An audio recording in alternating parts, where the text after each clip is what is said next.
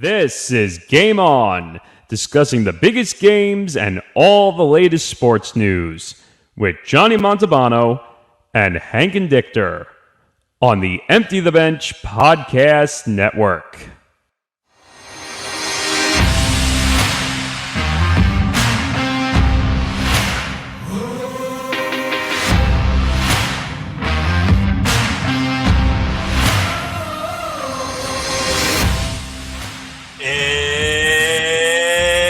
It's showtime, folks.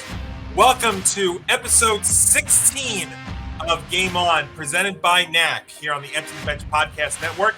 Johnny Montalbano and Nick Morgasen filling in for Hank Indictor today. Nick, welcome. How are you? A little under the weather, but I think we have some good topics, so I might be ready to go. You know, when we were talking pre-show about this, it made me think of our baseball, welcome back baseball special that we did for Empty the Bench and how you toughed through that. And I think we're going to get you fired up and you'll tough through this and, you know, check back with you the next day and we'll see about that. But thank you for filling in for Hank today. It's good to have you. You know, you helped us launch this show. The first 3 episodes, we had you also on during our basketball roundtable that we did. So it's good to have you back again as co-host. And, you know, folks, always check Nick out with Nick Federa and Tom Albano on Empty the Bench on Wednesdays at 3 p.m. Eastern. And, of course, on Beyond the Bench with Nick and Nick on Friday. So check that out as well. And, Nick, you came aboard on another busy show. You know, we have a lot to get to as we get ready to turn the calendar to July. You know, we've got actually a good amount of baseball to discuss, specifically with the Yankees. So Aaron Judge and the Yanks avoid arbitration, and then over the weekend, they get no hit against the Astros, which is just crazy. You know, 19 years and 2 weeks to the day when they were no hit by the Astros at the stadium on a combined no hitter. It happens again. So we will talk about that. Freddie Freeman's return to Atlanta, which was very emotional. We'll discuss that. We have a lot of football news, both on and off the field, that we're going to get to. But we got to get things rolling here with some NBA. And we'll get into, you know, we're going to talk about the draft. We'll get into the Knicks. We'll get into Kyrie Irving. So we'll get into that in just a couple moments. But we get it going here with the NBA draft, which happened on Thursday. And this was weird to me because, you know, I was watching this draft. Obviously, as a Knicks fan, I'm paying attention at number 11 because a lot of the talk with them was about Jaden Ivey. And, you know, how Ivey was talking about how great he'd like to be a Knick. You know, would the Knicks – it didn't look like he was going to be there at 11 with all the mock drafts that were out there. Would the Knicks have made that move up to go get him? And, you know, we know that the Magic took Banchero number 1 overall from Duke, which was kind of weird. There wasn't really a lot of discussion about him. But, Nick, I know you're a big NBA fan like I am. You know, as I sport my Knicks shirt, I'll still wear them with pride, and we will get to them in just a moment. But you look at this NBA draft in general, and what stood out for you overall throughout this draft?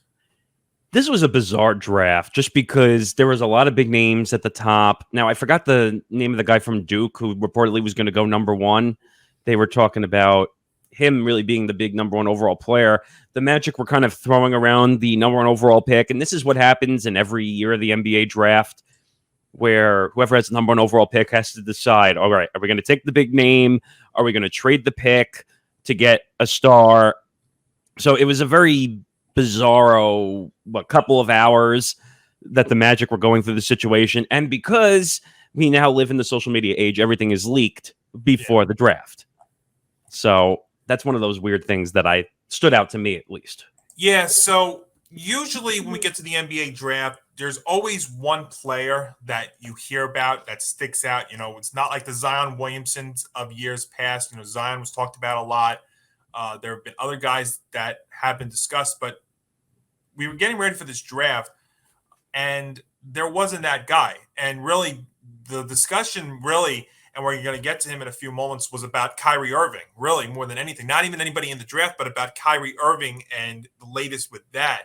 So as far as this draft in general goes, yeah, I don't really know what to say about it from a whole NBA perspective because there really wasn't that one stick out guy. So after that, really, the discussion really is about Kyrie, and it's also about the Knicks here. And I say this as a diehard Knicks fan, and there's been a lot of mixed reaction to what the Knicks did during this draft. And look, I would have loved Jaden Ivey, but at the same time, the only way the Knicks were really going to get him was to trade up. And the Knicks really, I can't recall ever a situation where they would be that aggressive to do it. They tried. That's the thing too. So they were reports that they were trying to move up, and it just didn't work out. So originally, what the Knicks do here is they took Ousmane Dieng from New Zealand, and it's just, it's always a risk when you take an international player because you don't really get to see him. And while they were playing in COVID. In a COVID time, so you didn't really get a chance to see that much of him.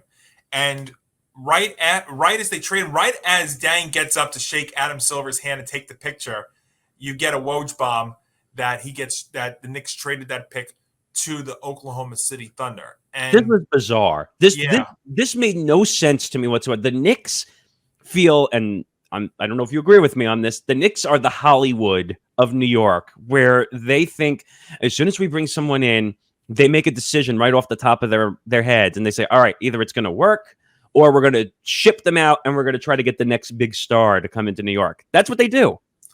Well, first they have to get the big star, and that's something that they have not been able to do. They've been making pitches for players, they've been in talks with players, but this is not Hollywood because they don't get the star. Well, no, I didn't say they were Hollywood. I said they're acting like Hollywood, which is obviously two different things. But yeah. I don't get this. I heard Deng was actually a pretty good player. This kind of reminds me of when they drafted, what's his name? Who's on Dallas now? Kristaps Porzingis? Reminds me of Porzingis a little bit, where they drafted him internationally. He had a little more ceiling, so I guess maybe that's why they held on to him.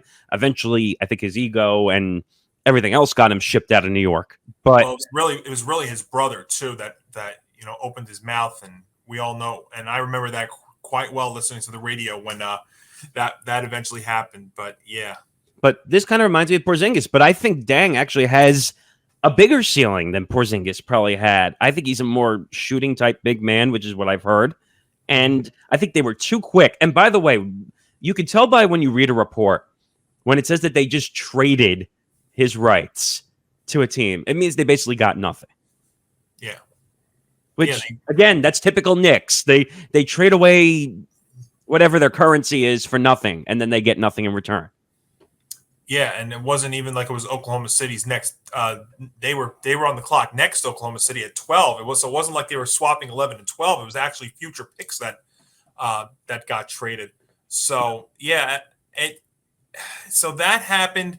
I didn't know what to make of the Dang move at first because I didn't really have a chance to think about it. Because, like you said, once he gets on stage, the reports are out that he gets dealt, and then later on, as the night goes on, there's a 3-team trade that involved Kemba Walker with the Knicks and Charlotte and Detroit. So the Knicks originally they acquired Jaren Duran, and then they moved him with Kemba Walker to the Pistons. So they got Duran, and then they moved him and Walker. It was really more of a salary dump situation for the Knicks. And then, of course, trading Kemba Walker, which we know just flat out did not work out.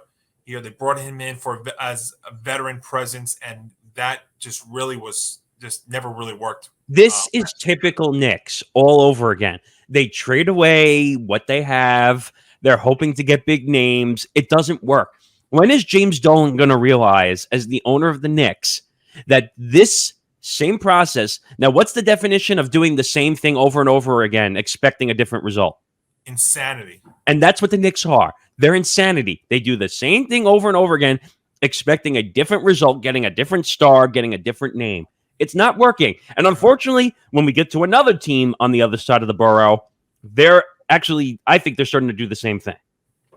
Yeah. Dolan sees that the Knicks are still one of the most valuable franchises in sports, and that's what he's looking at, because people still go to the games. You know what? I mean, I know a lot of that is corporate and celebrity people, but people like Madison Square Garden. That's why the appeal of Madison Square Garden is why people go to games, not because of what's on the court. If people knew what was actually on the court for the Knicks right now, And this is no offense to you and other Knicks fans, but the talent is not there. It's not. I mean, it's getting there. I will say this. I think they're finally starting to do this the right way. And, I'm seeing people go on TV the next day after this draft, and they're saying, like Stephen A., for instance, was on First Take the next morning, and he was talking about how, I'm not going to a game at the Garden next year, or, how the Knicks had a bad night, or, how bad this is. See, here's the thing I tell people about the Knicks. The Knicks are rebuilding. They're finally rebuilding. The problem with this is this should have started a long time ago. So I get what Stephen A. is saying, the frustration about how the Knicks have been. Let's be fair. Since the 21st century, Nick, the Knicks have had 2 good years, really. I mean, it was 2012 with the year with Carmelo and Amari Stoudemire. And J.R. Smith. And J.R. Smith. And, J.R. Smith was a big reason why they did not get as far as they should have that year. And, they had one. And then really, I would say the other great year, I wouldn't even go the 04 year when they won 38 games and got swept by the Nets. I would go to the shortened year out of COVID, when they made that big surprise push and ultimately lost to the Hawks. And that's really when this most recent downfall happened, was in that series, because they might have been a benefit of the shortened season, and then the Hawks just ran right over them. And last year was just a very disappointing year because you thought they would be able to take the next step. But for the most part, they are rebuilding. If you saw it, one thing you noticed with the Knicks last year, and some of the discussion could be, this could have been late in the season. It's you don't want to really run off of what you had late in the season, but you saw R.J. Barrett had a very good year. They've shown that they do have some young players on this team. Even Jericho Sims, who played late in the season last year, actually showed you a little something. So their young players, I believe, are actually there. I think R.J. Barrett, if he takes the next step, R.J. Barrett could be a superstar. It's not that far of a reach. So I think the Knicks are actually getting there. But what they continue to lack is a legitimate, bona fide superstar and a point guard. Because Julius Randle, what's that? Which is scary because they're in New York.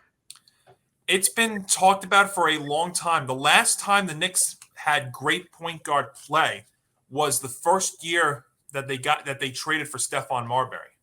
It's not that far of a reach because Jason Kidd, he's past his prime. I would even go back further. Because I wouldn't even say Stephon Marbury was a legitimate point guard. He was a shooting guard.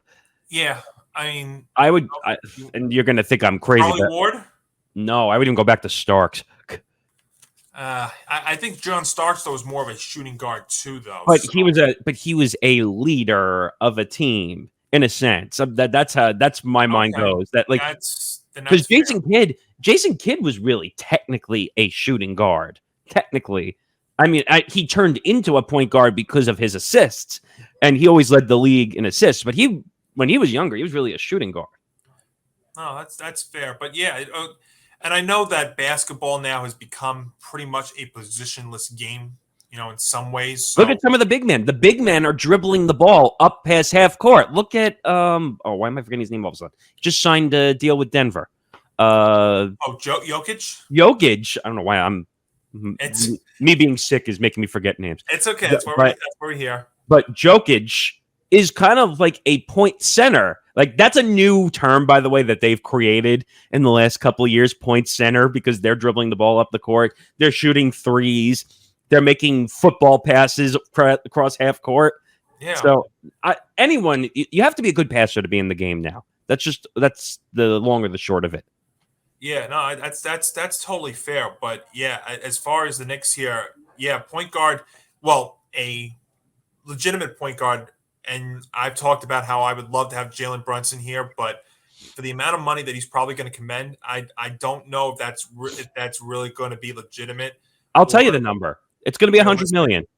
Yeah, it's going to be $100 million. If you want him, it's going to be $100 million. And the Knicks now do have a $100 million player on their team now going into next season, starting with Julius Randle, because if his 4-year, $117 million contract only kicks in and starts going to next season. And he's going to be a big key in this too. If Randall can bounce back and be what he was from in that shortened year 2 years ago, then if everybody else steps up to what they were going to be, then, you know what? You have a little something there. He's got to Otherwise, control with the himself. Knicks, yeah. Well, I said, and you know this, we've spoken about this before. The biggest mistake that Tom Thibodeau has made as Knicks head coach was not benching and not suspending, but benching Julius Randle after his thumbs down incident. Well, Last they were never going to suspend him because that would have caused the PR nightmare. Well, I would have at least benched him for that game. And I agree with you. I mean, that's why Thibodeau was brought here, you know, to be a capable head coach. And for the most part, I think he's done all right, you know, and that's why I know at the beginning of the year last season we were talking about firing him, but at the same time, you have to look at it from these young players' perspectives, like Barrett, like Toppin. And you don't want to be changing managers or head coaches, I should say, every 2-3 years. You know, but that's the problem. But I don't even blame that on the players or the head coaches. Blame this on James Dolan. As much as James Dolan says, "Well, I have nothing to do with the Knicks." First of all, that's a lie. He has everything to do with the Knicks and the Rangers and every other entity he owns. Well, if he wants a name, he has to sign the check. No, that's fair, but I think you notice how he does stay away from the Rangers and how the Rangers have actually, for the most part since 2005, have been very, very good. You know, they had a rebuilding stretch for a couple of years there, but look where they are right now. I mean, they just made it to the Eastern Conference Finals against the two-time defending Cup champions. So then why doesn't he stay away from the Knicks? Because the Knicks are I think money is a big thing. I mean, you look, the Knicks are one of the most valuable franchises in sports, despite the fact that they've been anemic for 22 years now we're talking about? They've had 2 good years in the 21st century. It's about money. That's a big thing, too. We're talking about the 80s. We're talking about the 80s. I mean, like... Well, I mean, if you really want to go back, I mean, it's back to 73, the last NBA championship. I mean, the 90s, they at least, you know, they made the finals twice. I mean, yes, they should have won in 94. 99 was a magical run. But since then, I mean, since the 21st century, and I've even pinpointed to the day that they traded Patrick Ewing away, they've not been the same team. I mean, what's crazy is I think the name of Scott Perry is the GM now of the Knicks. I mean, it's got Scott Perry, Leon Rose, Worldwide West. I mean, all those guys. Yeah. I mean, what's bizarre to me, and this goes all the way back to when Phil Jackson was technically named the GM of the organization, and how much of a failure that was. Oh, if you think about what James Dolan and you look at the track record of GMs, Phil Jackson. Now you have Scott Perry was the GM of the Cavs, I think, at one point, when LeBron was making his run first when he came up in the NBA. You look at some of the guys he's bringing in. Leon Woods or Rhodes, whatever his name is. Leon Rose was an agent. Okay, he went from being an agent to a guy in the front office. Worldwide West, get out of the front office. Should not be in the front office. These guys should not be in the front office. I'm already getting mad. I'm not even talking about the Nets yet. The Knicks are a terribly run organization from the top, not from on the court. Because I actually think Thibodeau is not a bad coach. When he was with the Bulls, he had those teams winning and making the playoffs consistently. Right. When you don't have the pieces at the top of the organization to help run what's on the court, you're going to fail. And that's what James Dolan and Scott Perry need to be responsible for. Well, I totally get where you're coming from with that, but you know, and you notice they've actually developed the young players, like I've said. So I would love, a point guard, a star. I mean, the stars don't want to come here. I mean, that's what it's come down to that. I think Dolan's a huge reason why. But because Dolan's an egotistical maniac. Yeah, that's why. And we definitely know that. I mean, do you remember back, and this is going back to the first big three back in 2010. Do you remember when James Dolan came out and said that everybody, LeBron, Dwayne Wade, Chris Bosh, are all going to come to New York? And he's like, no problem. All I have to do is go into the room and offer to them. You know what they did? They laughed. They laughed at the Knicks organization. And then they went to Miami. Yeah. We all know how that turned out. But as my whole point about all this, though, is the Knicks are finally, I believe, doing this the right way. But this had to start years ago. That's the thing, too. Because now, even if the Knicks, do get better and they make a run, the Eastern Conference, the conferences have flipped over the last couple of years. We used to talk about how the Eastern Conference was the weak conference and the West was the strongest. And now, really, for the most part, it's the other way around. Because if you look at the Eastern Conference, how many teams right now would you say are very, very good and had a chance of winning? I mean, look at the Nets and the Celtics. The Nets were 7th seed, and there was even this, and there was talk last year about how, there's been talk about them, but they were a 7th seed last year. Well, I think they got overblown because everyone thought they were going to be the number 1 overall seed coming out of the Eastern Conference. I think that got way overblown. So when they were the 7th seed, people were like, oh, well, it's house money, wherever they win. And by the way, they got embarrassed by the Celtics at the end of that series. Yeah. And to be honest, even if they beat the Celtics, I don't think they were going past that anyway, because they were just not. Kyrie Irving, and with all his ego and yelling at the fans, and who knows what KD wants anymore. But I don't know. The Knicks, I think the Knicks can be a good team. I really do. But they need to structurally pull everything together. I think they're going to win. I think they're starting to do that. I just think they got to get a point guard in here. If they don't get Jalen Brunson, I mean, there are some other guys out there. Because you cannot bank on Derrick Rose to be the guy. I mean, he's a good veteran bench player. Part of the problem, too, is, he got hurt because he got put into a bigger role than he should have last year. And that was also part of the problem. But I do think the Knicks are actually making strides. So when I was seeing all this overreaction from the thing would be, I guess, if you were talking about Leon Rose wanting to make that next step and he didn't do that in the draft, that's all fair. But I also don't know who that guy in this draft would have been that could have, come right out of the gate. They would have had to make And you know what the problem is because they were trying to trade for Ivy up with the Pistons. I guarantee you the reason the trade didn't happen is because they probably wanted one of the young point guards or guards in return. And I wouldn't have done that. No, I agree with you. Yeah. So I think, to be fair in that regard, I think, they would have done that in the past. I think they would have overreacted. I think they're actually have been better these last few years at not making the crazy move. The problem they just lack is they just don't get they need the star. The star needs to be there. And whether that could be Julius Randle or whether RJ Barrett can take that next step next season. I mean, he showed the signs that he can absolutely do that. But you need more. That's the thing. They've got it. I think they've actually got a foundation, but it's just not enough. And I think they're getting there. And I think people have to understand that. So if you're talking about, banning not going to the Garden this year, that was fine 15 years ago. I think this is different, though, now, and I think they can actually get there again. I'll say one last thing on the Stephen A thing, which Stephen A is delusional, okay? Stephen A made a dumb statement knowing that it was going to go viral on First Take, because that's ESPN's power machine, First Take. If you say something on there, it's going to go viral to the world. When Stephen A said this, and I sent this to Johnny, so that's why we were discussing about it. Mm-hmm. Stephen A said, I'm not going to the Garden. First of all, that's a lie, because we all know ESPN is going to be at Knick games. So that's a lie, first of all.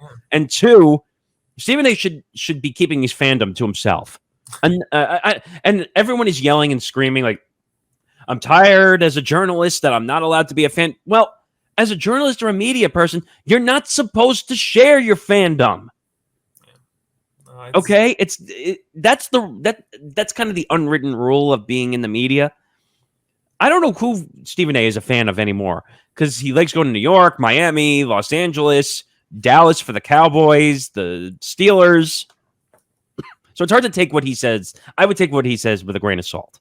No, that's all fair. I am a little bit more optimistic, though, than a lot of people regarding the Knicks. And yeah, this draft was weird in that regard, but I didn't really have that much of an issue because I don't really know if there's anybody out there. We'll find out as the offseason progresses. But, speaking of the Nets and Kyrie Irving, I know you want to get a hold of this. And this actually was being discussed a lot before the draft started on Thursday. So Woj was reporting that if Kyrie Irving could not reach an agreement to stay in Brooklyn, that he has a list of teams that he'd like to consider in a sign and trade. Here's the funny thing. All the teams that are listed in that report from Woj don't have the cap space for Kyrie Irving. And I'm looking at the teams you sent me. Yeah, so take a look at those teams. And here's what I would say about all these teams. They don't have the cap space, and I think they're smart if they don't make this move. Because to me, Kyrie is, the risk of requiring somebody like Kyrie is not going to be worth the reward that they think they're getting in getting Kyrie. And ultimately, I think at the end of the day, Nick, I think Kyrie's staying in Brooklyn. I think he's staying in Brooklyn. I think Kevin Durant's staying in Brooklyn. This is just typical, Kyrie Irving talk. There's always something with him. It's been every year since he's been with Brooklyn, whether it's, the bubble situation, whether it's been the COVID situation, whether it's been, the fact that he's only played, the flipping of the bird in the postseason. The fact that he's missed more games than he's played since he's been in Brooklyn, it's just a mess. And we sit here on episode 16, and I tell you that the Nets are more dysfunctional. And I'm not trying to make this as a Nick Net thing, but I'm just talking about this in relation to the Eastern Conference. The Nets are the more dysfunctional than the Knicks, but they're still the better team than the Knicks. That's what you have to weigh here. But as far as Kyrie goes, you're the Net fan, so I'm going to give you the floor here. And I may, if we lose Nick after this segment, I will bear the blame for this because I'm going to have him get the floor here on Kyrie because we all know how much he loves him. What do you think? What do you think about Kyrie here? Well, one, you asked me to look at the list, so I looked at the list that you sent me from the ESPN report, and we actually had a Paul Lombardi on Empty the Bench this past week from the 3&D, and I asked him. I said, "Well, do you think the Lakers and the Knicks are viable options?" And he said, "I would." He's not going to either one. And I was like, "Wait, what?" And I'm like, first of all, if the Lakers were willing to spend that money, that's because Kyrie wants to ride the coattails of LeBron James. Again, especially when they were in Cleveland, Kyrie hit the game-winning shot. They beat the Warriors on their long stretch run. That's the one title he has. So I don't see him going. I think he's going to go to LA, but the money is against it because you would have to get rid of Russell Westbrook making $47 million, which, by the way, is insane. Insane. I think that's still from the OKC contract for the amount of teams he's been traded by. I think he was with the Rockets and now he's with the Lakers and the whole thing. So I think he's going to end up with the Lakers, but I would say caution, don't do it. The Clippers, they already have an injury situation. Okay, dealing with Kawhi, it feels like he hasn't played in like 3 years. It feels like. Yeah. So do they want to deal with Kawhi's large contract and then they're going to have to pay Kyrie on top of it? I think I already know the answer to that one. No, and I don't even think the Clippers are a great fit for Kyrie. And he's just going to cause a problem wherever he goes. Well, that's why while you look at that list, I just want to say as a Knicks fan, I don't want anything to do with him. I've said this before because Kyrie hurts the Knicks in so many ways. And again, the Knicks are rebuilding. He doesn't help with the rebuild. I don't care if it's just for one season. I don't care if it's for one game that he comes into. I agree with you. It doesn't help the rebuild. The counter to that, Nick, would be like, "Oh, Johnny, you keep complaining you want a point guard. Yeah, I want a point guard that's not a headache, that can stay on the court, that we don't talk about his off the field." I agree with you. See, I think James Dolan, that's where that would be a typical James Dolan move would be to bring somebody like Kyrie Irving in. And unfortunately, like even though Paul said it on Empty the Bench last week, I think he might end up in a Knicks uniform just because, not because of standard, not because of they need him. I think James Dolan is going to say, "Hey, he's a big name. I'm going to bring him in." I know you don't want to hear that, but I think that's what the Knicks might do. Now, just looking at some of the other teams, that's an awful idea. The Heat, they already have Kyle Lowry, so you're not going to bring in Kyrie Irving. You're just not going to do it.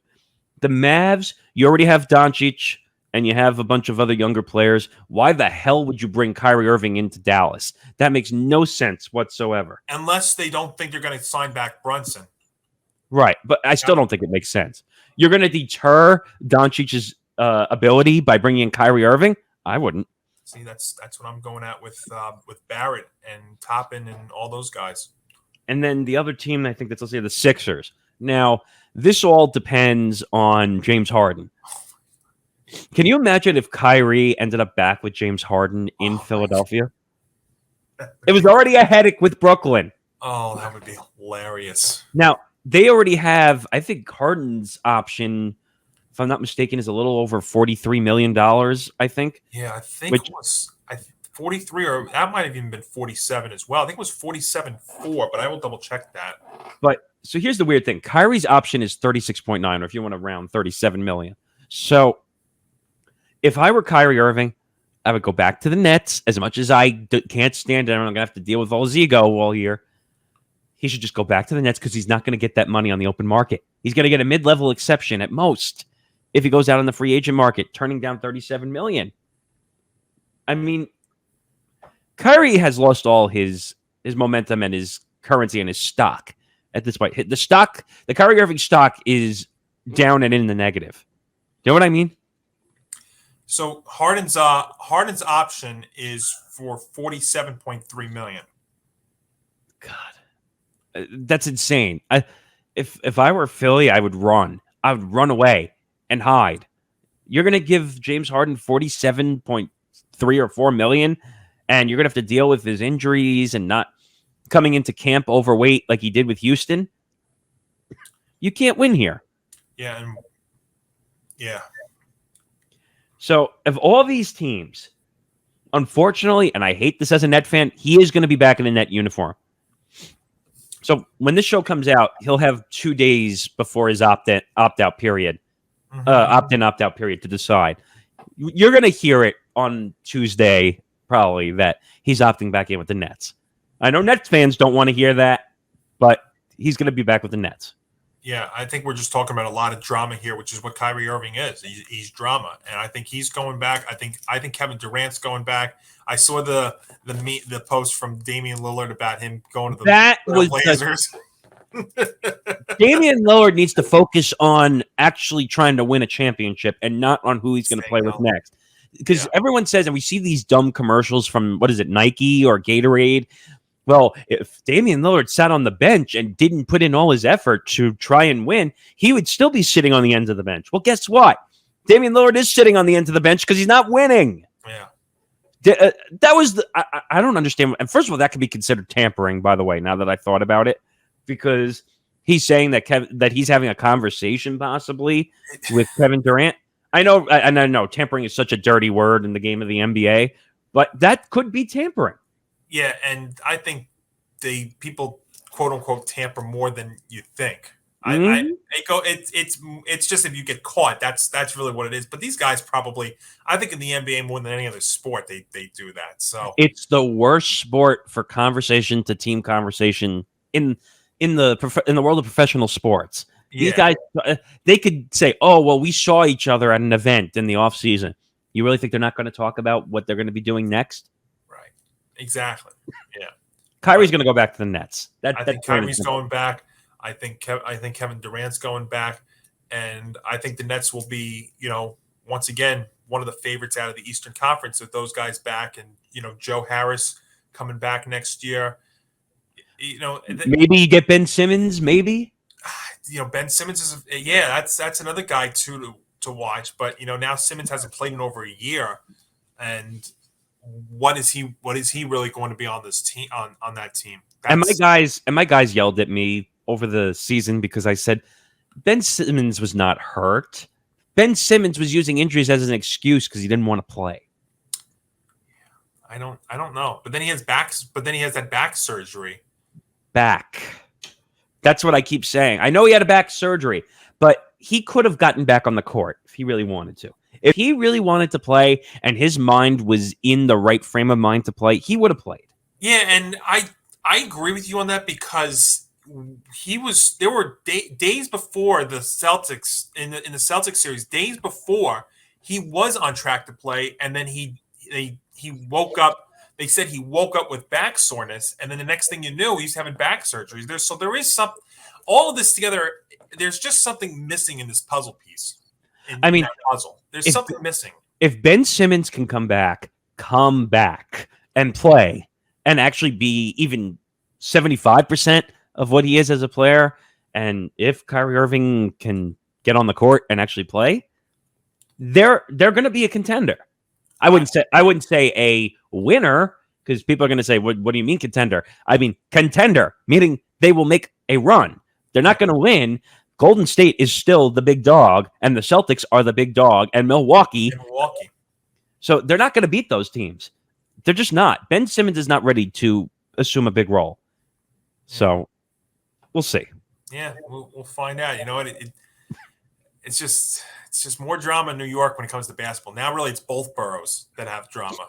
New York sports in general is a tough watch, except for the Yankees and the Mets. Right now. Well, I will disagree with that a little bit because I think the baseball teams are a watch. No. I said besides baseball, but yeah.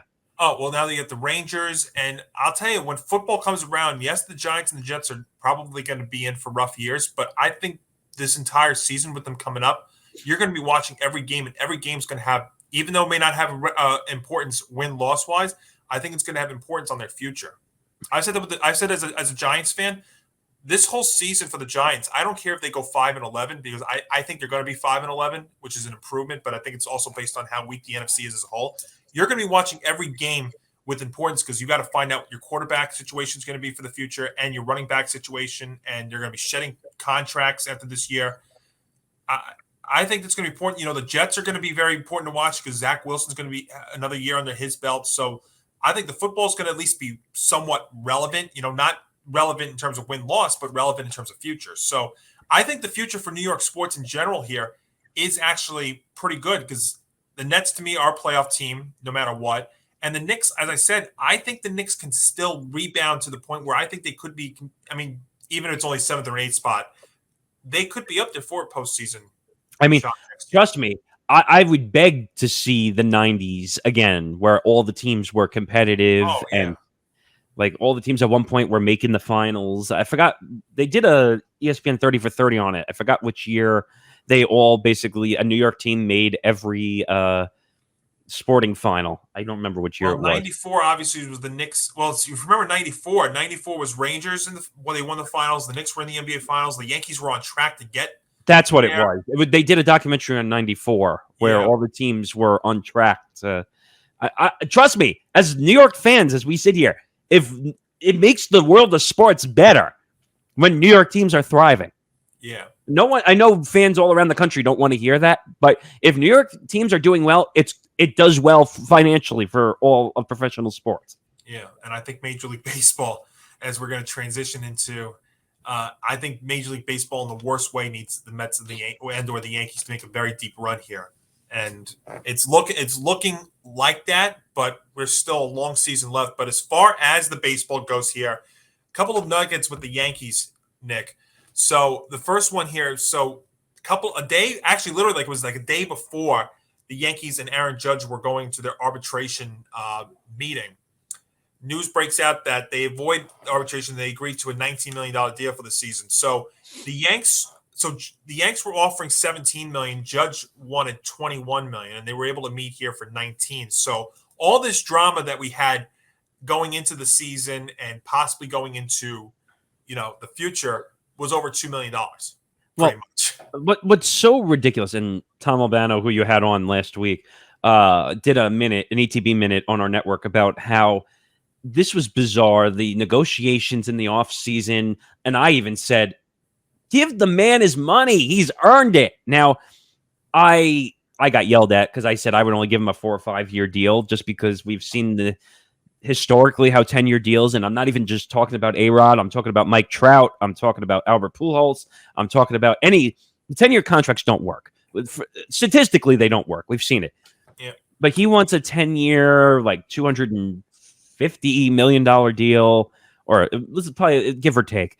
And when Aaron Judge basically said, I'm just going to bet on myself, well, that was a good bet because right now he's on track to be the MVP this year. As long as he stays healthy and he plays well. I think he's got like 28 home runs now, and we're not even at the All-Star break yet. He's probably on track to hit 60 home runs. I mean, this is a steal, a drop in the bucket. 1 year, $19 million. They should have just given him the $22 million because you got into a fight with him in arbitration, you're now making it worse because he's playing way better. Well, so before the year, they offered him 7-year extension worth. It was originally the full contract was 8 years and $230, and Buster Olney of ESPN was put out a thing. What if Judge doesn't go back to the Bronx? And I put this out on social media on Saturday, and Tom actually responded about this. And this is actually, we can actually discuss this. I'm sure he'll get into it a lot tomorrow on episode 141 of Empty the Bench. But if, there's going to be a team out there that does go 9 to 10 years. And before even I read the article, I'm just thinking of a couple of teams off the top of my head. I'm thinking the Mets. I'm thinking, I would not even go crazy to say the Red Sox. I would think maybe the Giants or the Dodgers, since he is from the West Coast.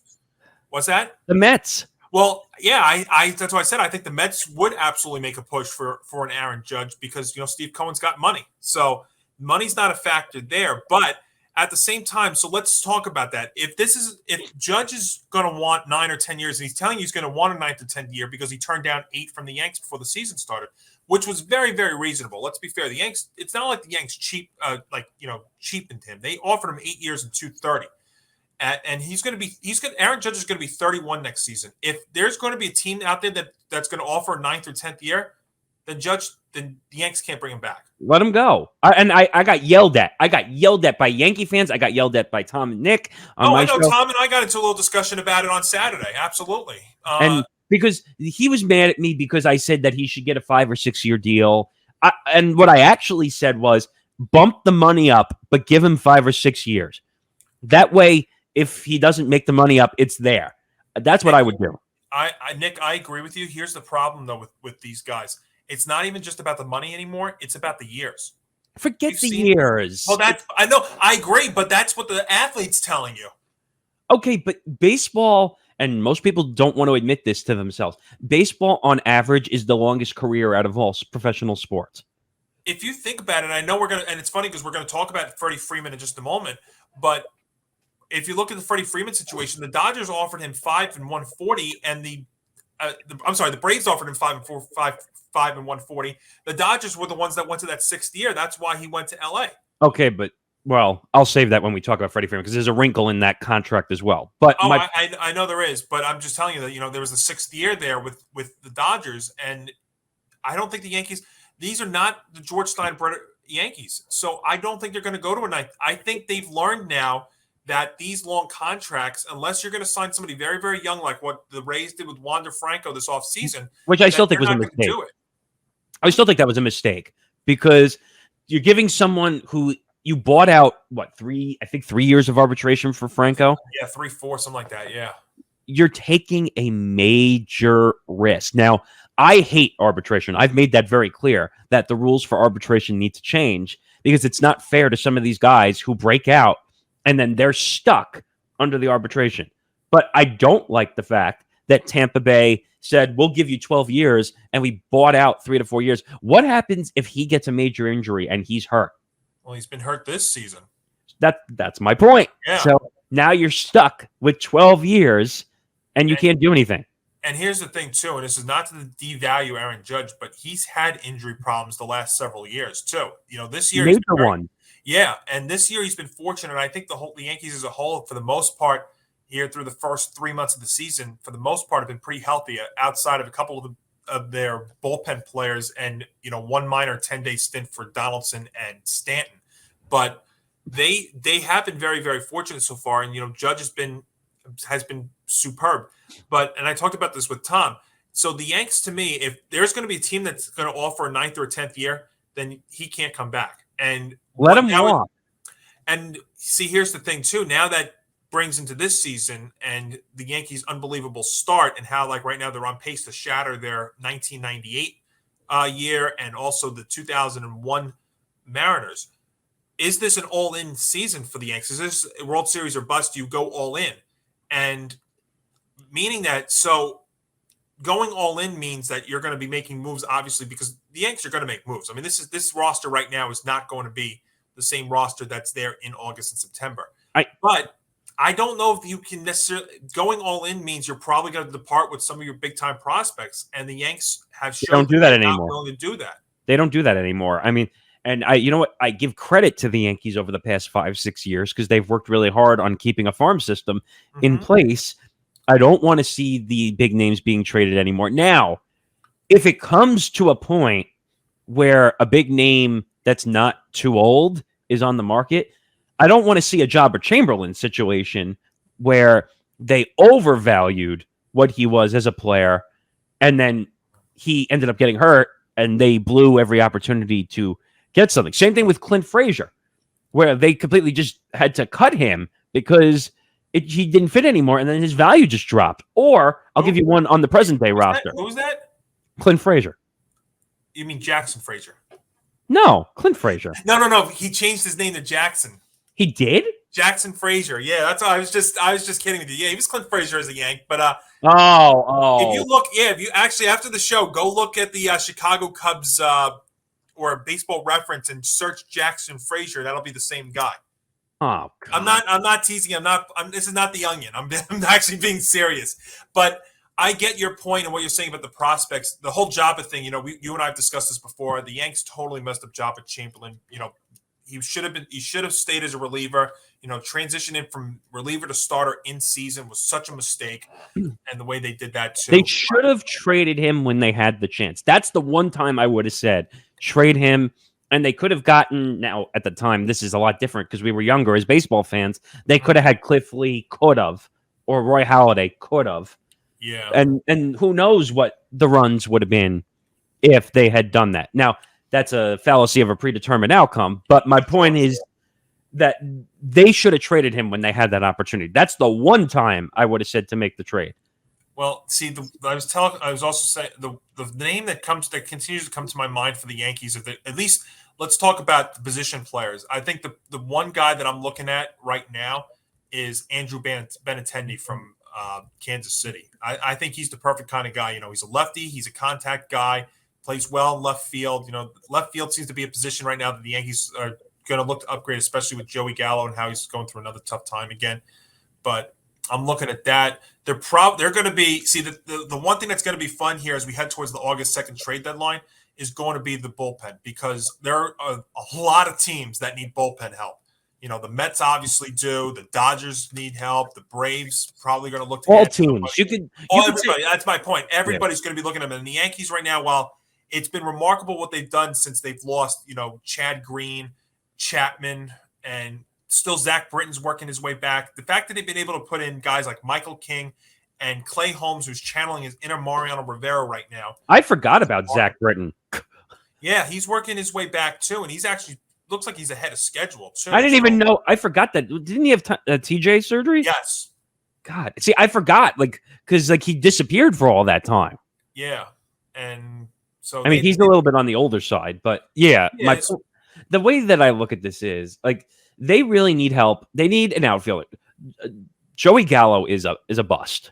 I'm plain and simple just calling it a bust. Now, people can say, Nick, you're overreacting. No, I'm not. Hey, it's rare. Yankee fans give him a Bronx cheer every time he gets a hit. Yeah. You know why? Though Joey Gallo is still a Yankee and they're doing this, and this is again another sign of no longer the George Steinbrenner Yanks. It's the C word. It's control. That is it. But you know what? There's a difference between having control over somebody and someone who can't make it in New York. He is a guy that's not a New York guy. But people had to realize that when they got him, that he was good. That this is who he was. He was a good defensive outfielder and a guy that's got a lot of pop, and that's really it. They never should have made the trade. He doesn't hit. He hits they home never runs. should have made That's it. Right. Well, you could say that about a lot of guys around Major League Baseball. Well, see, and I'm totally wrong about the Yankees roster, but this was one of my things after the wild card game against the Red Sox last season. Is you were carrying a Joey Gallo, a Giancarlo Stanton, and an Aaron Judge, and a Gary Sanchez, who were pretty much offensively for the same players, right? Power or nothing. Now it's worked out this year because, especially since Judge is hitting almost 300 this year, which is amazing. But and Stanton's even hitting. What's that? And Stanton's even hitting. Yeah, he's been heating up now, and but that's the thing. It almost goes hand in hand with the Yankees. They're offensively, they're going to be very streaky. That's why this pitching staff has been.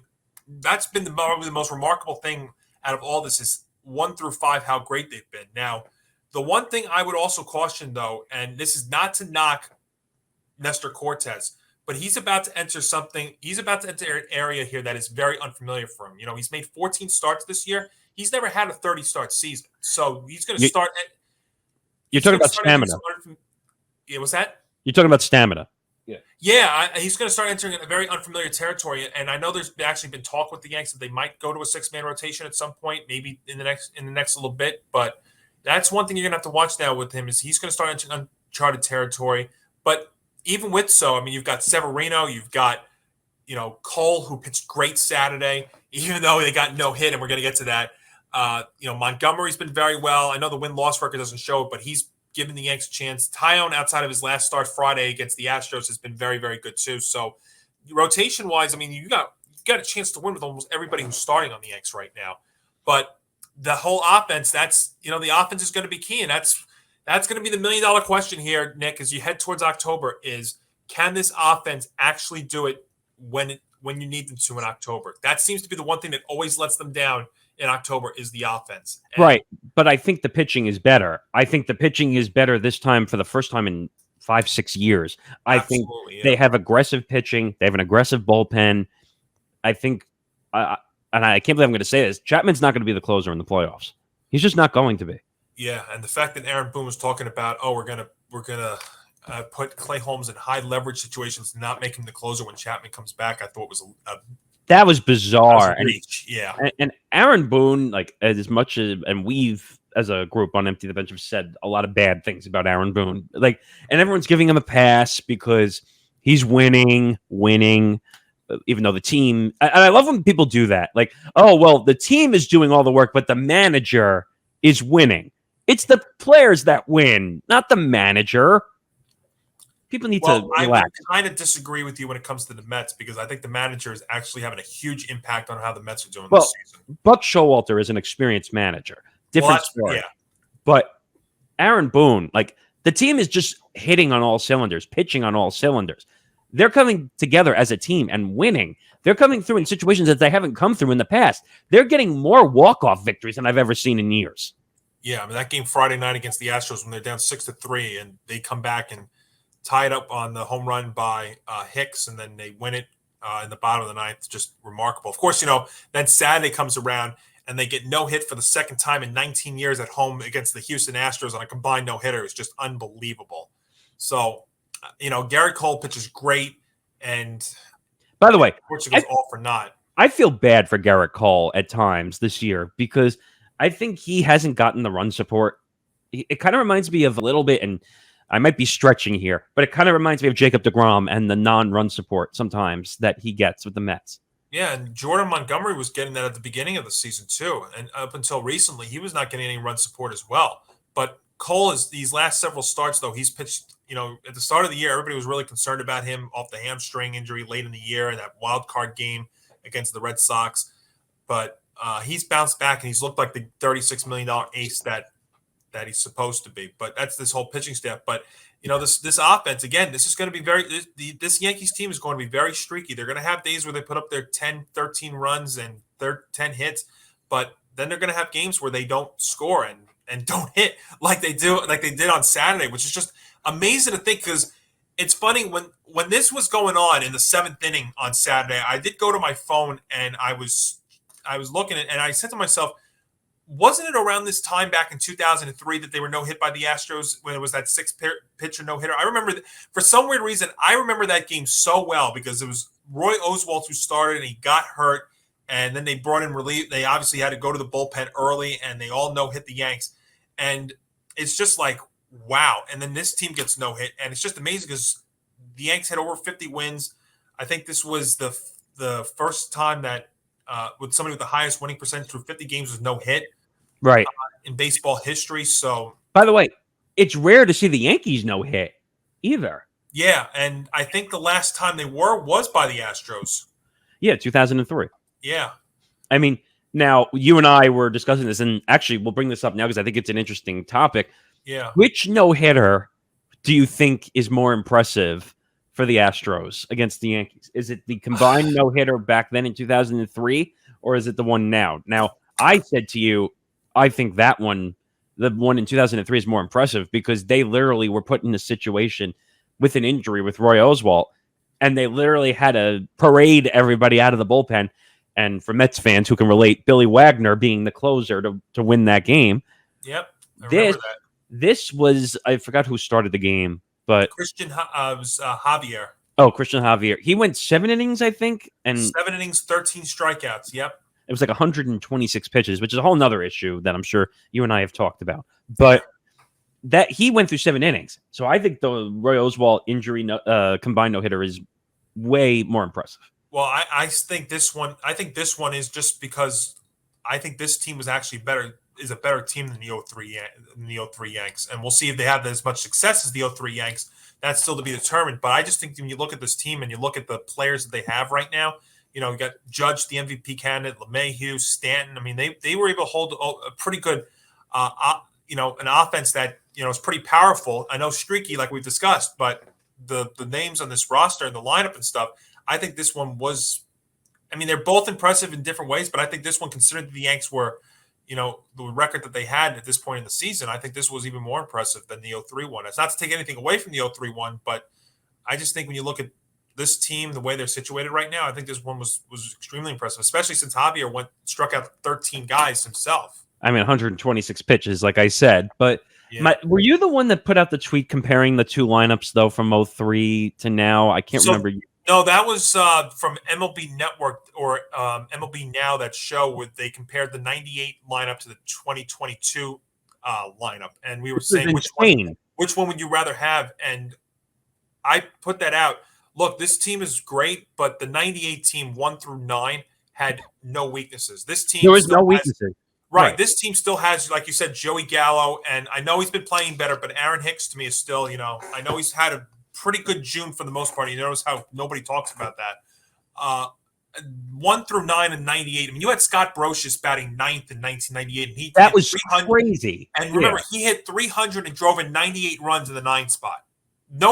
This Yankee team may not even have a 300 hitter, and they will have a 100 RBI guy. It's not going to be from the 90s, from the 9th spot.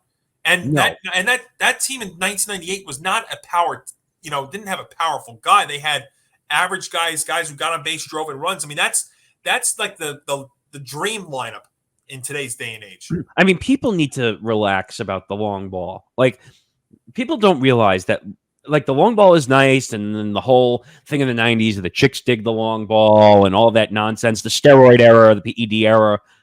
And then those teams that are hitting and leading Major League Baseball in home runs, what happens? They don't win. They just don't win. Let's just be honest for a second here, and I understand it's because a lot of it's from the leadoff spot.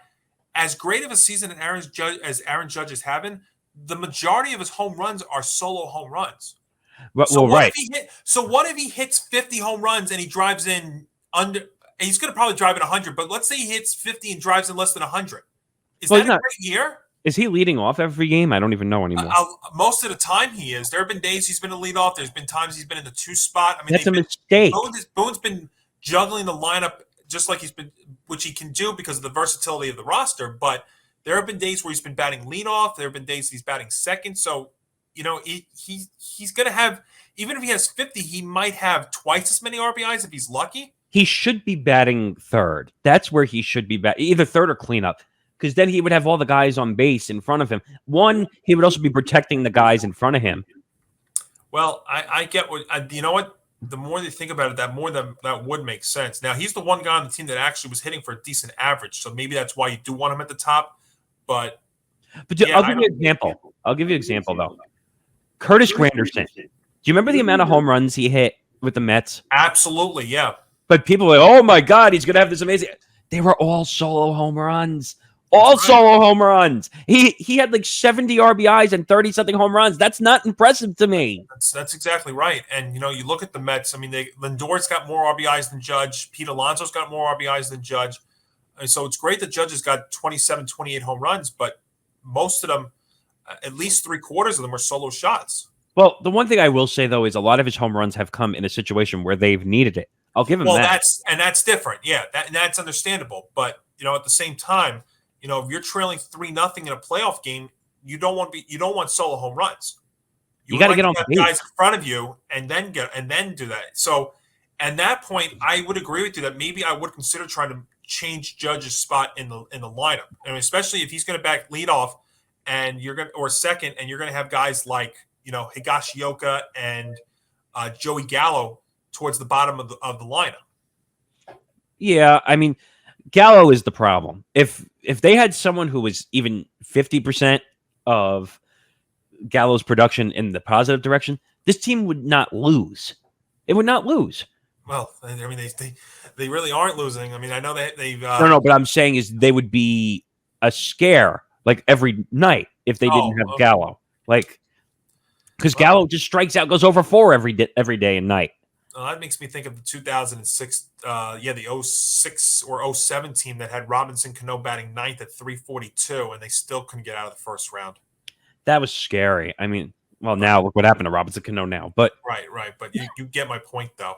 But just this is part of the streakiness with the Yanks. They've been playing great, but then at the same time, they can be no hit like they were on Saturday.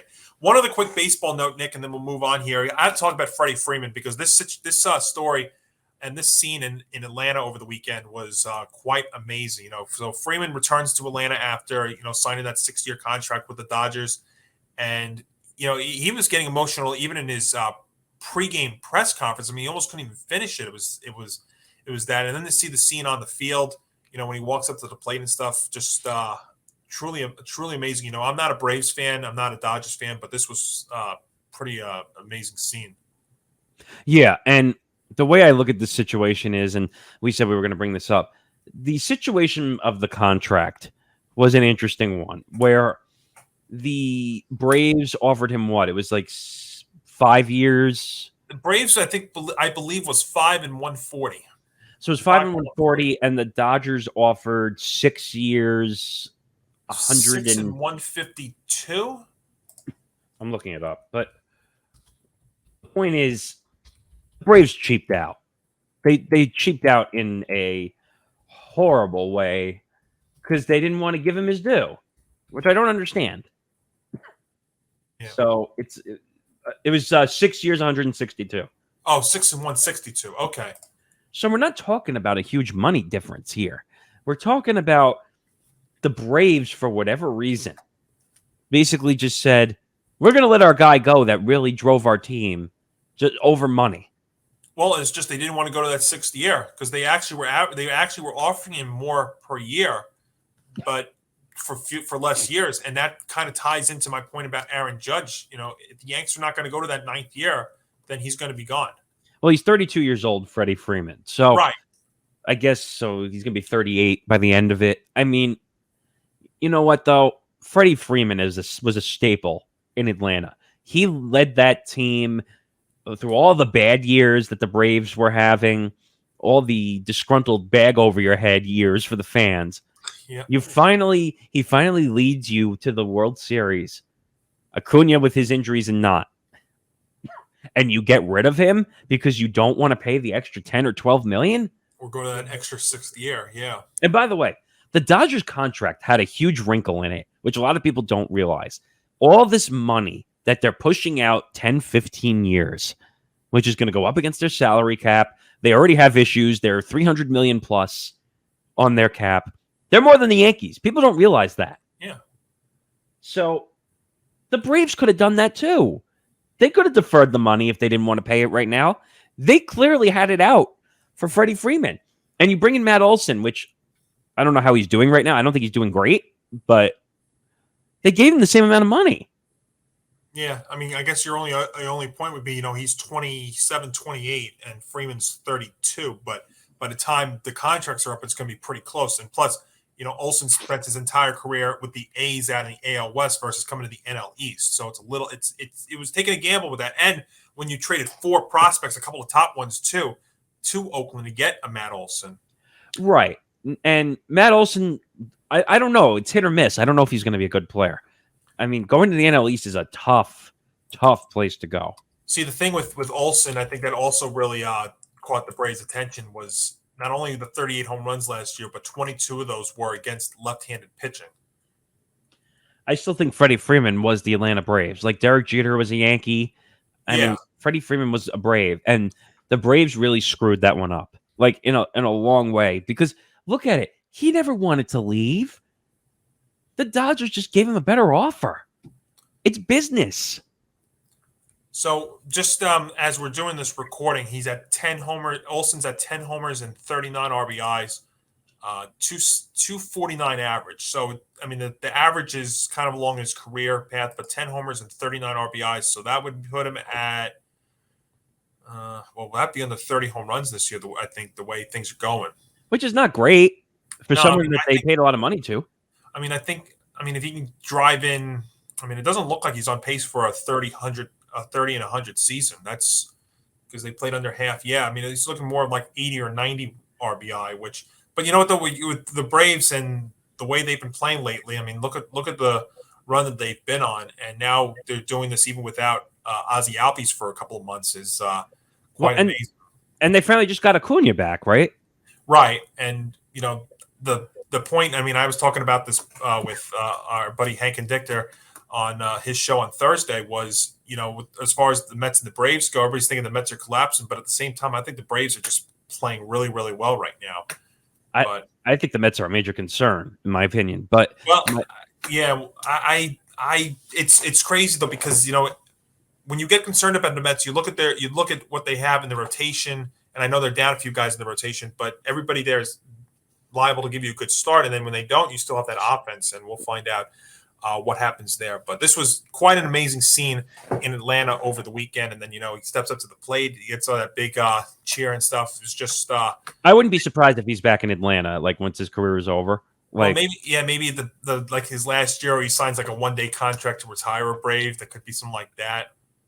Because even if you're listening to his press conference and stuff, it almost made it seem like he really didn't want to leave, but it was like the agent that did it. He didn't want to leave. Now, I'd be careful with that statement, because that's a BS statement every player makes. Yeah. Oh, well, it was the agent who did. First of all, who's signing on the dotted line, him or the agent? It's him. Okay, so it's a business move. That's strictly what I think he said it too. It's strictly a business move. That's it. And I'll tell you right now, I think Aaron Judge is going to be the same way. I don't, and Tom and Nick are not going to be happy with what I'm about to say. I don't think Aaron Judge is back with the Yankees. If you're telling me that there's going to be if it's going to take 9 or 10 years, he won't be back.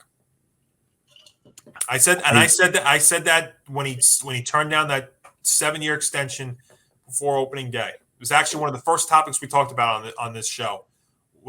Was that so? I don't think he's back. I think he wants 9-10 years, and I think he wants $30+ million. He wants an A-Rod contract.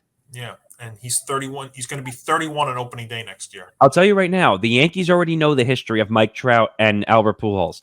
How many years did they have to eat on Albert Pujols' contract? 3 years. And remember, they were in the middle of 2 9+ year contracts with them now. Garrett Cole was 9. Giancarlo Stanton's still a lot too.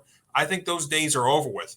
Now, I guess it's only different with Judge because he is a homegrown player, but it's still, I think those days of giving out those long contracts at this day and age are over with. I think in the history of baseball, it's over. I don't think it's just the Yankees. I think it's everywhere. Like people, and everything is all about the statistics these days. Everything is about the analytics. Yeah. Everyone has figured out that the 10-year contract does not work, especially with all the money, especially protecting those assets. You're seeing pitchers now being skipped over a rotation once in a while just to protect their innings cap. Yeah, I think maybe even players are realizing that because you saw Carlos Correa with the Twins take 3 and 105. I mean, I know he's got an opt-out after this year, so if he has a great year, maybe he goes back out of the market and gets a big one. But yeah, I think those guys, if it's not gone, it's going to be few and far between. And people got mad at me when I said the Max Scherzer contract was a joke. And people got mad at me, and I said, well, guess what? Now that he's been hurt and he has really no value, he's going to opt into that 3rd year, and you're going to be stuck with that money. Well, I don't know why anybody was. I think, look, Scherzer, if he's healthy and stuff, he definitely provides you a good start. But he's 37. 37. Yeah, I think everybody had to realize that when they made the move and be a little skeptical that he is 37. It might work in the short term, like the year, but you might be paying it off 2nd or 3rd year. But you know what though? It's Steve Cohen. He's drunk with money. $43 million to him is nothing. Yeah, I mean, and you know what? Maybe it works out for this year because look at where they are right now. But look, Jacob deGrom is not healthy, and now you're stuck with that mess. Well, so, I tell you, and if he's gonna, and that's another thing. If Jacob deGrom's gonna opt out of this year, which right now I know he talked about, if he's going, let him go. Yeah, Mets can't bring him back. He's 34 next year. He can't do it. Let him go. If he wants to be a pompous, let him go. Well, yeah. I first off, he might be backtracking from that because he still hasn't made a start this year, and it's coming up on July. So, if he does indeed opt out, if he opts out, I'd be very surprised. Yeah, he was talking about that because he saw Max Scherzer making $43 million, and deGrom's multiple Cy Young Award winner.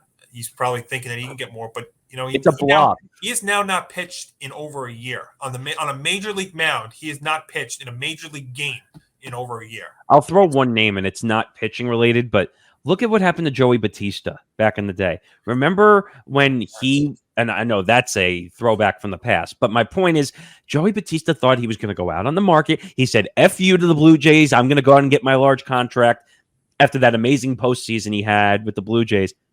Where's Joey Batista now? Oh, he's out of baseball. My point. Yeah. No one was willing to pay him. And that's going to happen. That same thing is going to happen to Jacob deGrom. Well, Jose's he's a little bit older, and he started real late too. He came up late, and his big year wasn't until late too. But Major League Baseball and the analytics proved that the money was not there for him. And the same thing is going to happen to deGrom. The analytics are going to prove that the money's not there. Oh God, I got to get off this topic. I can't think of that. I cannot listen to that word without going nuts. Sorry. I know, but unfortunately, that's the reality that the game is in right now. I don't like it either, but I've kind of adjusted to it.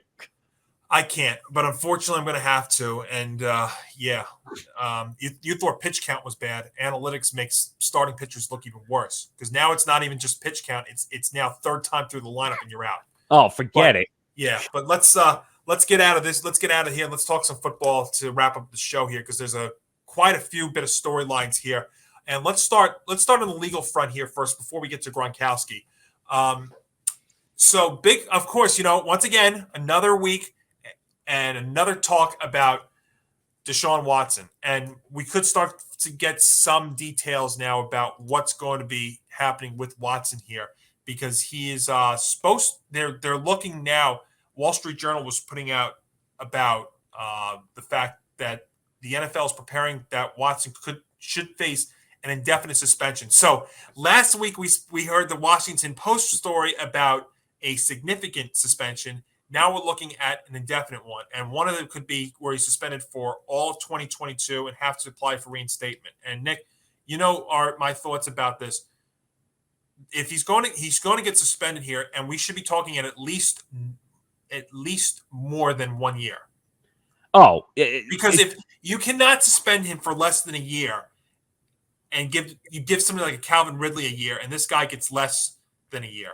I said it last week on Empty the Bench. He should not be allowed to come back.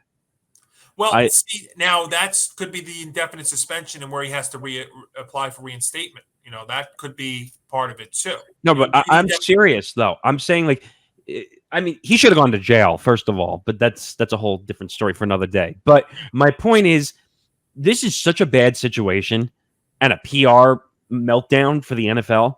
They need to get away from this guy. And they need to move on from this guy and say, you're gone, indefinite suspension. And maybe we'll think about letting you reapply for application to come back. They need to get away from this guy. This situation is as bad as Michael Vick with the Dogs. Yeah, and that was 2 years with Vick. So the difference is, though, Michael Vick went to jail because he actually got criminally indicted. Yeah, and he did his time and he came back.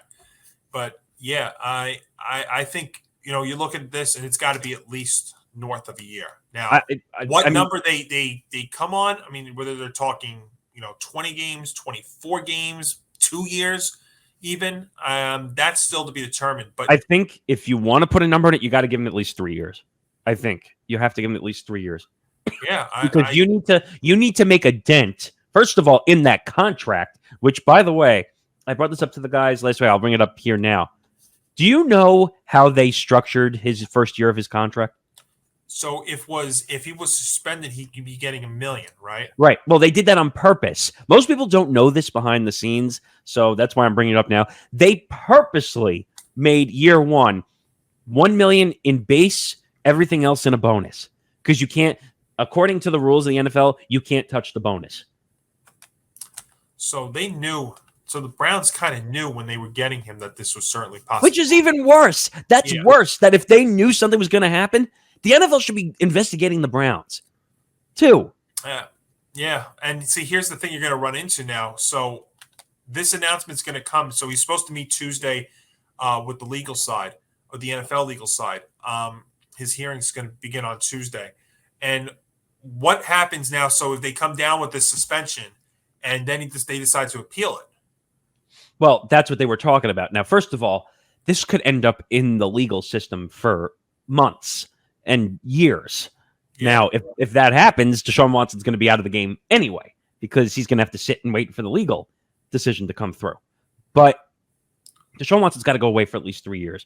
And in my opinion, he needs to not be allowed to be in the NFL again, because he's handling this. We covered his media scrum the first time he's spoken since March, was it 11th or whatever, when the news came out that I didn't do anything. I didn't touch anybody. I didn't send any messages. come on, Deshaun. Do you think we were born under a rock? Like, seriously. Yeah, this has been Roger Goodell's biggest problem, has been the whole criminal aspect of these players. I mean, if you're going to give Calvin Ridley a year for betting, and I understand that part. And what's worse? You know what's worse about that, by the way? They're in bed with the gambling partners. Yeah, and that the optics of that. Now, I get why, though, because, it could be, on your team or against your team or something like that. But legally, they're allowed to bet on every other sport except football. So yeah. I guess in technicality, he should have known not to bet. First of all, how did he get away with it for as long as he did? That's what I don't get either. Yeah, that I don't know. But what I do know with this is, you're gonna see a decision here soon. I mean, there've been stories about how this could be, and I know this is like what the NFL likes to do. They like to keep everybody guessing. It could be early July, it could be mid-July, it could be late July. I think the day you got to look at by is July 27th. That's something that you got to. We all know Deshaun's team is going to drag this out.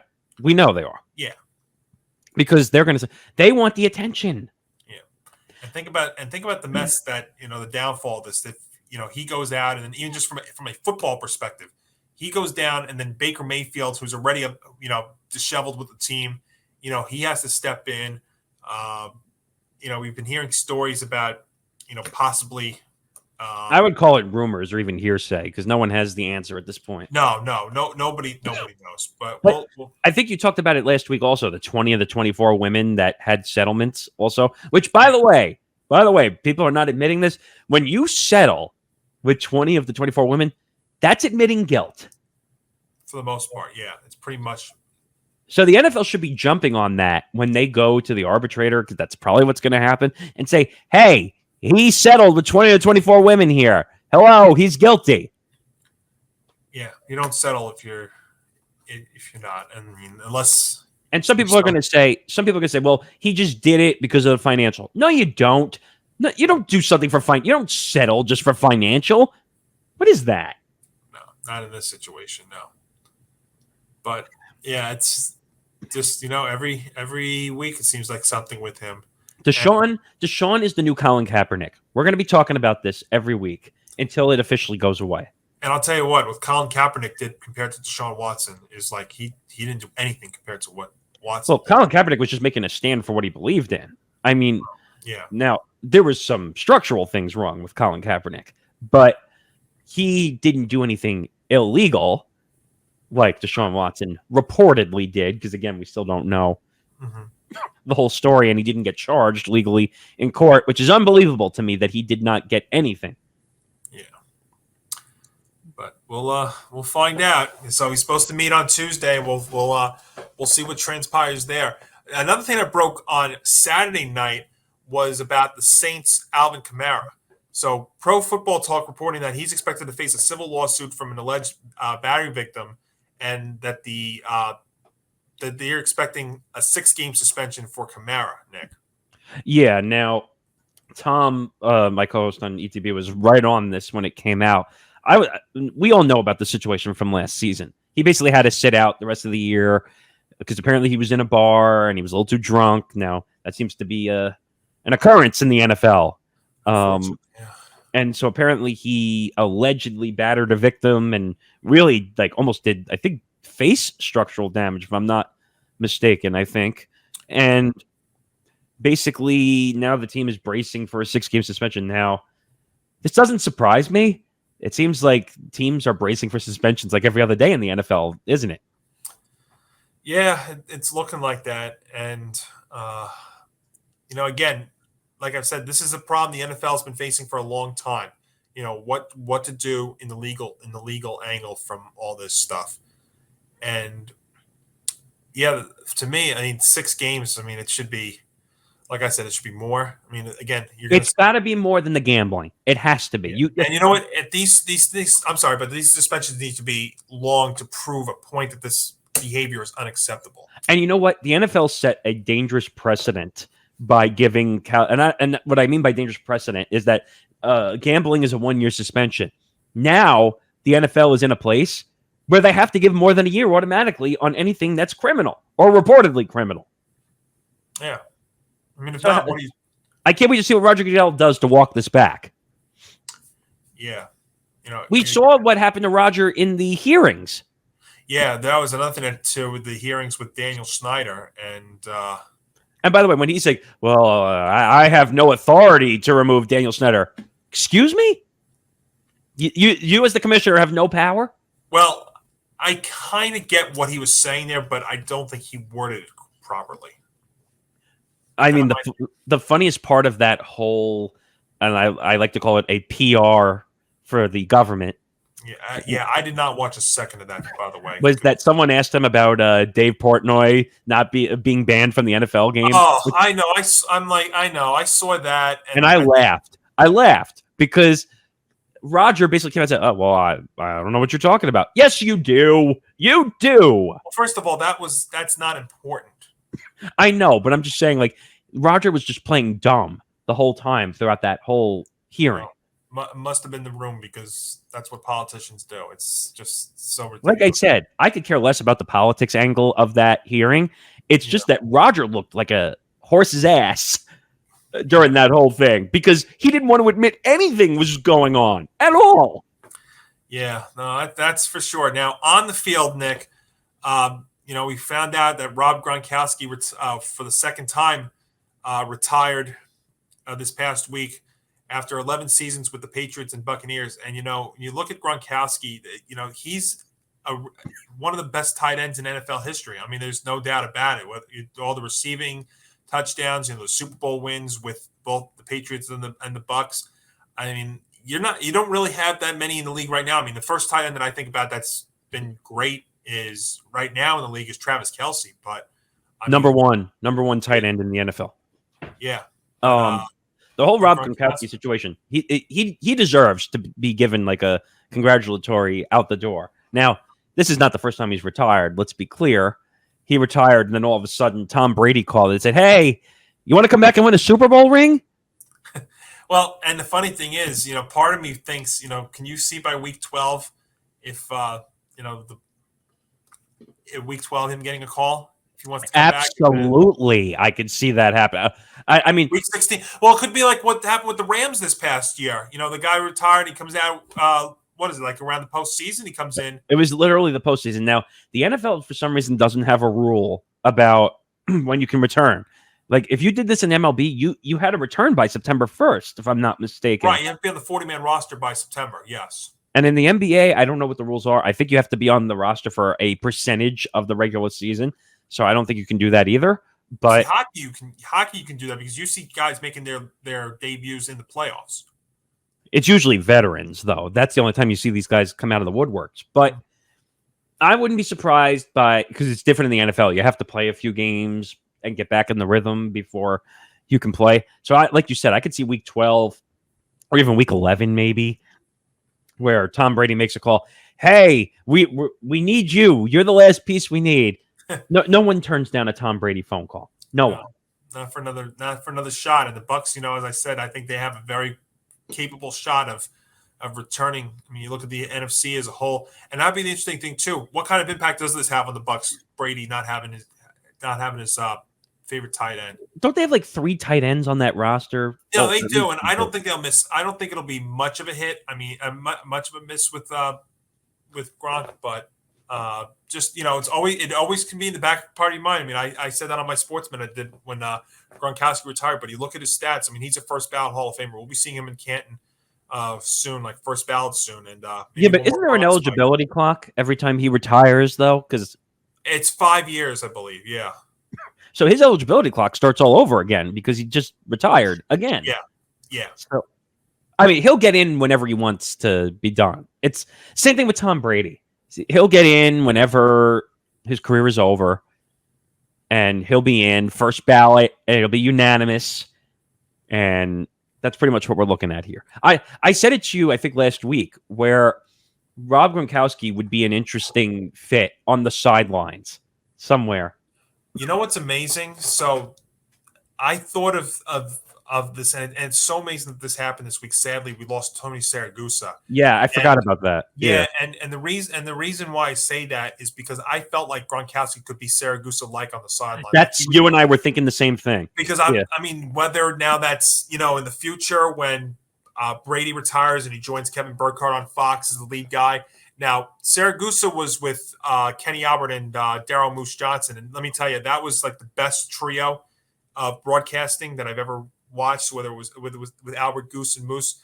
But losing Saragusa was sad because I thought of that. Of course, I also remember Saragusa from the 2000 Ravens against the Giants, so I remember him there.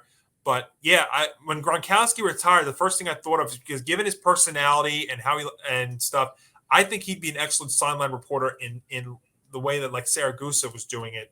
It was funny. Fox days. Yeah, it was funny. It was fun. It was loose. That's why I used to always love watching whenever the Giants would ever get a Kenny Albert, Daryl Moose Johnson, and Tony Saragusa special. It would have been fun if they had Saragusa like on the one team, like the number one team once in a while. Like because of all the fun things. He would get hit with the footballs because he'd be standing right on the left or right corner of the end zone, like as they're talking. And he was the one guy that they allowed like within the broadcast. Right. Yeah. You don't see that anymore. I mean, it's weird because like you have the sideline. And the one thing I don't like about the broadcast, and you and I could spend 3 hours on how media and broadcasting, you and I are on the same page with that stuff. Yeah. I hate that the sidelines are now all, and you're going to hate it because I'm going to use the word again, analytical.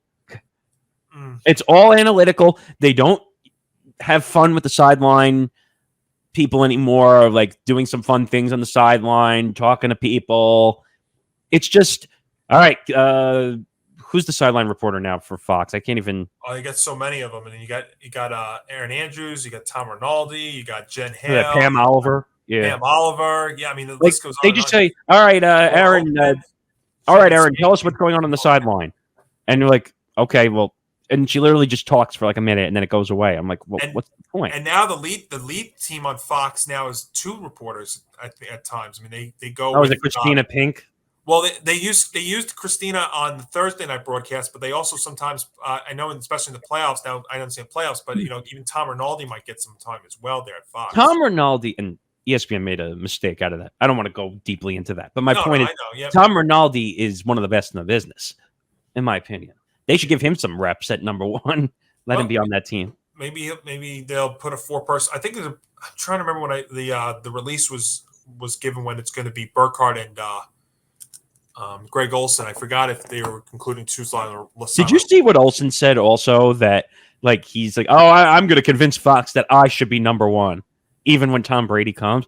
Yeah, good luck with that. Yeah, I don't know, and I don't think they'll go to a 3-person booth. I don't think they'll be doing that. He's going to end up on the number 2 team, which still makes money, and he'll be fine.